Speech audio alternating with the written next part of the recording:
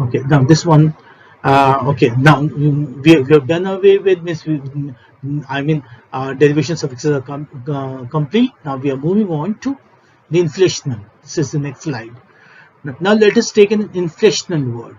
I've written here an inflection word, but I have discussed so many.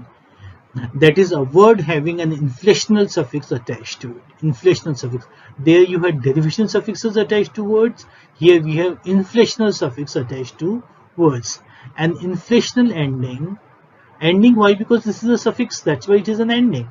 An inflectional suffix is a word part. Okay, now word part added. Now these are two words in which have clubbed together, but they are two different words. Part. So it's an inflection ending is a word part added to the end of a root. End of a root means root word. Okay, the base form, the free form that changes the number or tense of a root word. That changes the number. Number, I hope you know. What is number? Number is singular and plural. So that changes the number, means that changes a word from singular to plural. Or tense. Tense also you know, present tense, past tense, or participle form. So tense of a word. That means there is a change only in tense, present to past or participle. In inflectional words or endings, you have changes only in the tense, that is means from present to past or to participle form, and number, that is if word is a singular, if you add s or es, then it becomes plural. A root word, also called a base word, is a free form. A root word, which is also called as a base word or stem, is a free form. Free form because it can stand alone, that can stand alone, and has meaning. For example, dog, cat, boy, girl. What are they? Bench, dance, talk, etc. These are all free forms. These are all root words. These are all base forms. Why?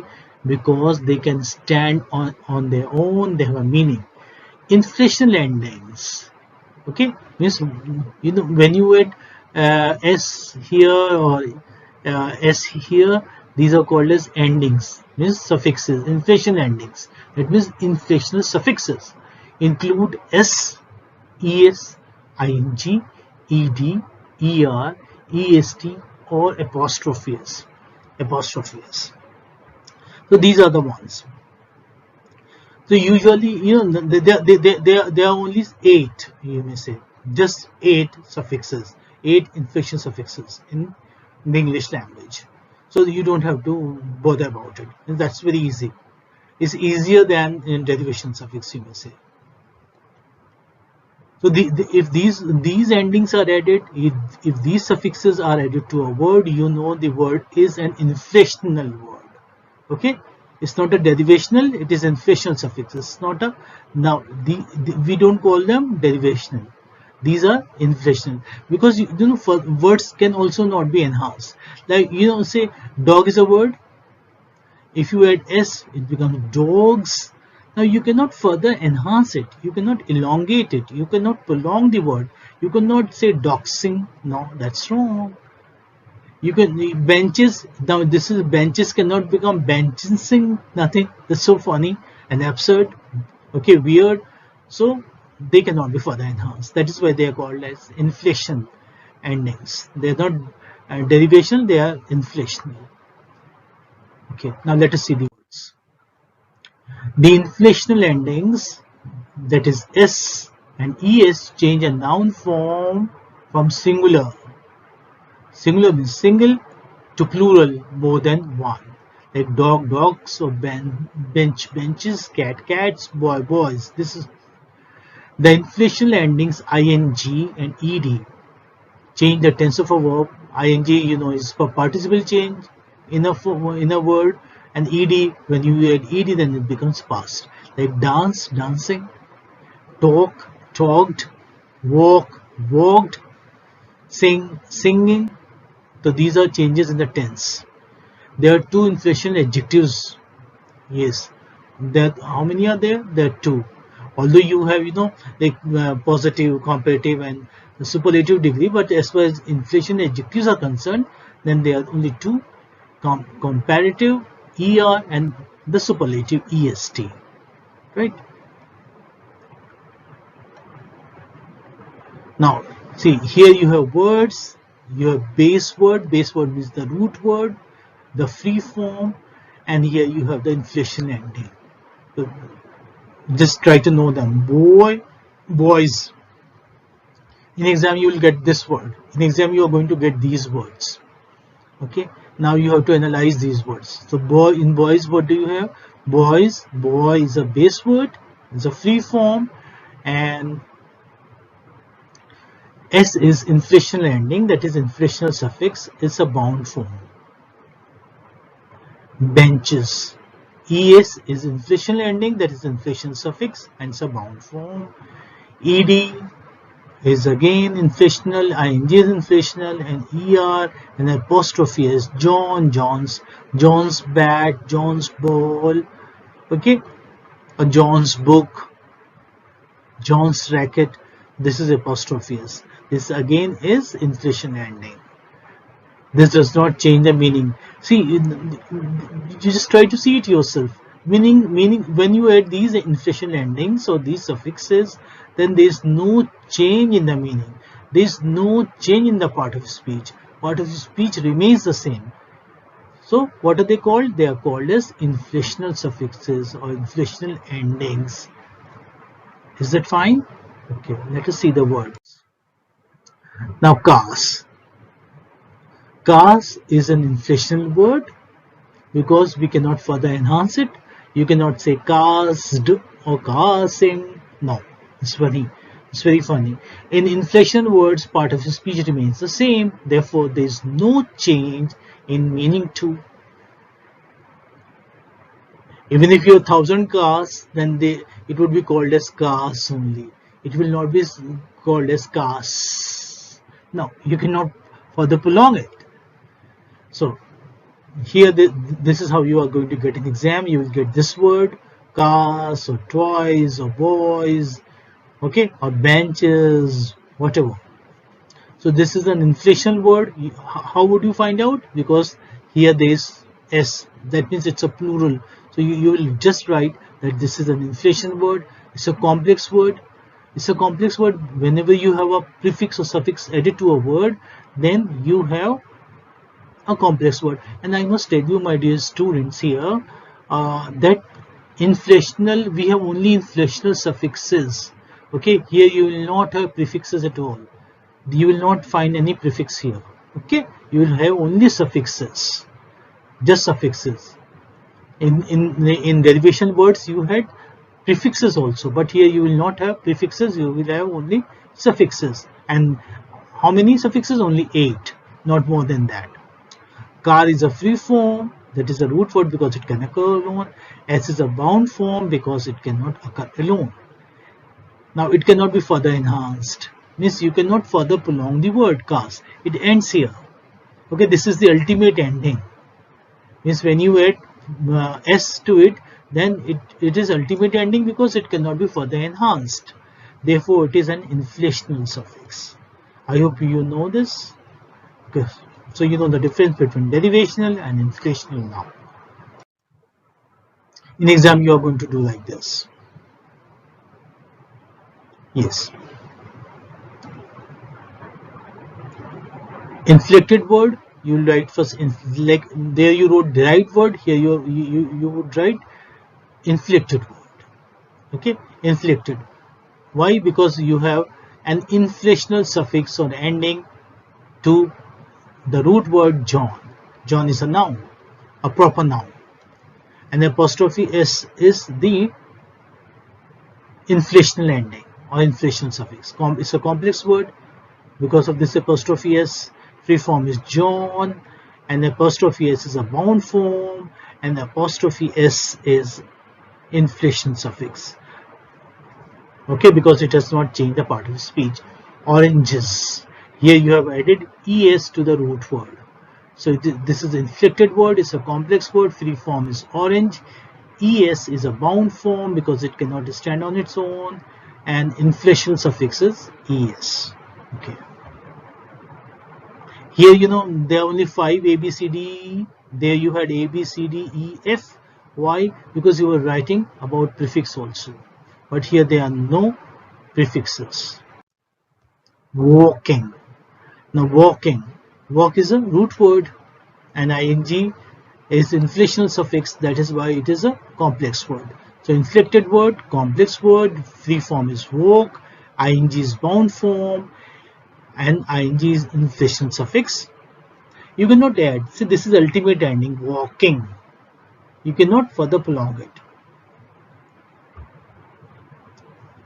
Smarter.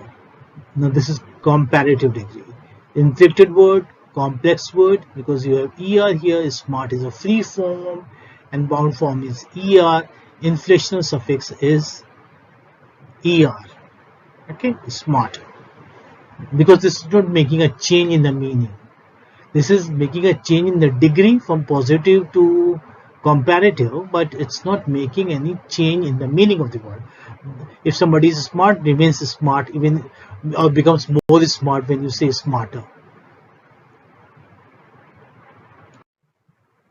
So apples. Apple is a root word and S is inflational. So it is an inflected word, complex word. Free form is apple, bound form is S, and this is inflational suffix. I hope you know by now what are derivation suffixes and what are inflational suffixes. Greatest. Now this is superlative degree. It's an inflected word, complex. It's a complex word because you have a suffix here. Free form is great and bound form is est, and inflational suffix is est. Means you cannot further elongate it, enhance it, prolong it. Like greatest, you cannot say. I've seen people, but that's very wrong. People who speak good English do not use words like bestest. I don't know. I've seen people, oh, he's best. No, he's bestest. No, there's no word, my dear students, like bestest. Okay, best is the superlative degree. Good, better, and best. Never say bestest. That's very, that sounds very stupid. Okay. Toys. Now toys is an inflected word, it's a complex word, free form is toy and bound form is S, and it is inflation suffix S. Papa's baby, Papa's file, Papa's office, Papa's car, whatever. So this is apostrophe S. Inflected word, complex word, free form is Papa, and apostrophe S is bound form, and inflational suffix is bound form, this apostrophe S. Clever, ER is comparative degree. This is inflected word, complex word, free form is clever, and ER is bound form because it cannot stand on its own, and this is inflational suffix because it's not making change in the meaning of the word, or it's not making change in the part of speech of a word. When there is no change, my dear student, in the part of speech, you call it inflectional suffix or inflected word. Greater. Now here this is also comparative degree. Inflected word, complex word, great is the free form, ER is bound form, and ER is inflational suffix. Okay, now we have had derivation and inflation, and now we are very thorough with them because we have done so many examples of derivation suffixes and inflation. Now let us take a compound word. Again, I'm saying a compound word, but I'm going to discuss many. As discussed earlier, a compound word is formed by joining two free words. Two free forms. In other words, two or more words are joined together to produce a word with a new meaning. For example, blackboard. Now, black is a word, board is a word again. So they have free forms, and black in a way doesn't have anything to do with board. But when you add these two free words, two root words, then you get a new word. Blackberry, you get a new word. Snow and ball. So there is no connection of snow with ball. But when you add this, it becomes a new word: snowball, mail and box, mailbox. So you are adding two root words, you are joining two root words and making a new word. Anybody, cannot, sunflower, now sun and flower, moonlight, everything, grasshopper, etc. Since there is no bound form attached to a compound word, analysis of compound word is short and simple. Now here you do not have bound forms. Can stand on its own, not can also stand on its own, any can stand on its own, body can stand on its own, sun can stand on its own, flower can stand on its own. Why? Because they are all free forms, they are all root words. There is no bound form here in compound words. That is why analysis, that is writing morphological structure of these words, is very short and very simple, very easy. So easiest to do. You will not get more than two words, okay, one or two words. So we simply need to say that it is a compound word and there are two free forms or three free forms that are joined together. In the exam, you may write the morphological structure of compound words in the following way. Let us see how in the next slide. Now, greenhouse, this is how you get in exam. Greenhouse, anybody, sunflower, armchair. These are the words that you get in exam, and this is how you are going to get them. And what are you going to say? That this is a compound word. Okay, there you were writing COMPL, complex. And this one is COMP, is compound word. Compound, what is compound? When two words are added together. Two free words, free forms, two base words, two root words. We call it a compound word. So here there are no bound forms, so you simply write free forms. Green and house. So green and house are free forms and it's a compound word. Sunflower is a compound word. Free forms are sun and flower. Anybody is a compound word. Free forms are any and body.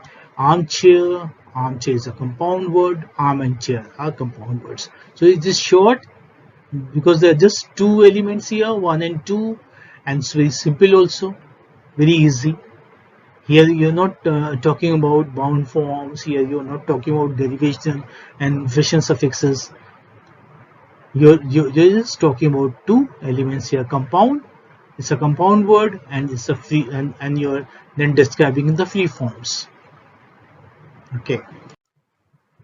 Firefly and moonlight. One thing you would notice, like fire doesn't have anything to do with fly. Moon doesn't have. Moon does have anything.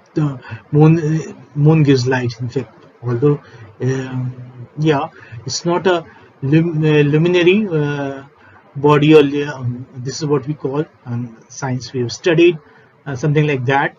The sun has a light of its own, but moon doesn't have the light of its own. That's what they say.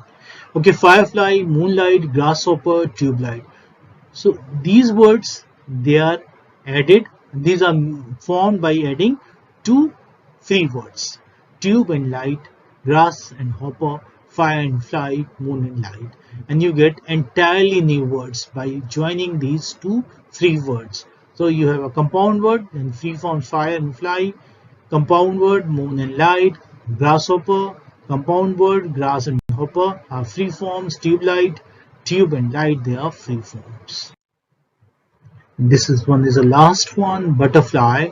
Butterfly is a compound word and free forms are butter and fly.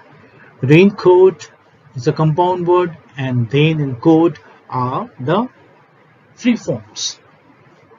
So in a way, you get three kinds of words in the exam. You have suppose you are getting 10 words. So 5 or 6 would be derivation words, or even 7. They can be they can be 6 derivation words. They can be 3 inflation words, and just one, or at the most 2.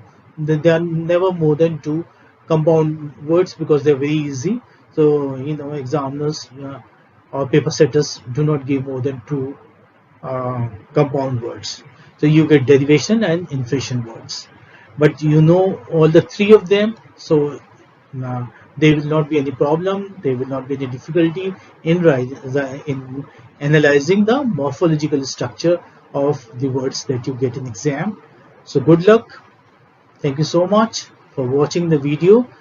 Please do watch it again, and you can just pause it and even write it down, and you can practice it. And you can have new words, and by looking at them, by watching the video, or just giving it a pause, see how is it done. So try to write morphological structure of new words too, so that you have a good practice. So I have written say around 40 words. You can write 20 more. If you're familiar with 60 or 70 words, then you will not have any difficulty in exam. You can do it very well, and you must secure, in fact, 100% marks here, 10 out of 10. Because this is something where if you do it right, then examiners, they do not deduct marks, they give you 100% marks. If you're writing the way I have told you, means these 6 elements or 5 elements or 2 elements, then you're going to get good marks, and say 100% marks. So do not lose marks here. It's easy to score marks in morphological structure of words. Okay, and phonology I also discussed in detail. Please watch the videos and be very thorough with the vowels, vowel sounds, diphthongs, and consonants. Okay, thank you. Take a very nice care of yourself.